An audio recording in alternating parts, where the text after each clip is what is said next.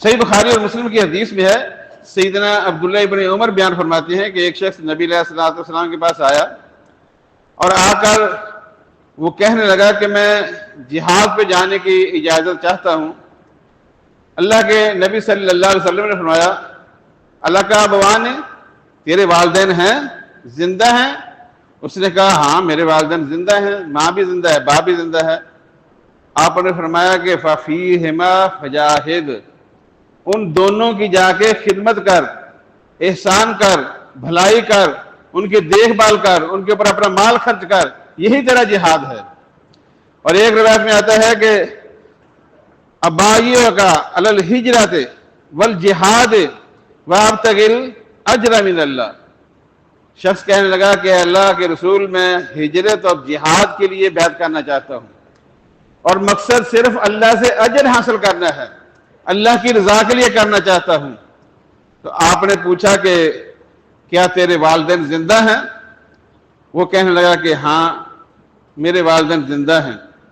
تو آپ نے فرمایا کہ جا ان دونوں کی جا کر خدمت کر، اور اسی میں تیری اللہ کی رضا ہے، اللہ کے لیے اجر ہے۔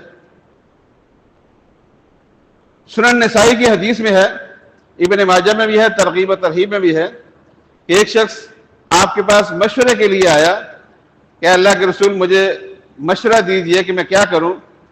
آپ نے فرمایا کہ تیری ماں زندہ ہے؟ کہنے لگا ہاں میری ماں زندہ ہے۔ آپ نے فرمایا کہ فَأَلْزِمْهَا، جا کر اس کی خدمت کر، اس کے دیکھ بھال کر، احسان کر، اس کی ہر ضرورت کا خیال کر۔ فَإِنَّ الْجَنَّةَ عِنْدَ رِجْلِهَا، جنت تو تیری ماں کے قدموں کے پاس ہے، ان کی خدمت کر کے جنت حاصل کر لے۔ اور دوسری روایت میں آتا ہے کہ دونوں کی خدمت کر کے، ماں باپ کی دونوں کی خدمت کرو کہ جنت ان کے پاؤں کے نیچے ہے۔ صحیح مسلم کی حدیث میں ہے، سیدنا ابو ہریرہ بیان کرتے ہیں کہ اللہ کے رسول صلی اللہ علیہ وسلم نے ایک دفعہ ارشاد فرمایا کہ راغب عنہ ثم راغب عنہ ثم راغب عنہ، 3 دفعہ آپ نے فرمایا۔ کوئی شخص کی ناک کٹ گئی، اس کی ناک خاک میں آلودہ ہو گئی، وہ شخص نامراد ہو گیا، برباد ہو گیا وہ شخص۔ قیلا یا رسول اللہ من، اللہ کے رسول کون برباد ہو گیا؟ تو اللہ کے رسول صلی اللہ علیہ وسلم نے فرمایا کہ من ادرک والدیہ عند الکبر او احدہما، کہ اپنے ماں باپ کو بڑھاپے میں دونوں کو یا ایک کو پالے اور ان کی خدمت کر کے، ان کو راضی کر کے، لم يدخل الجنت، اور جنت نہ حاصل کر لے، تو وہ شخص ناکام ہے، برباد ہے۔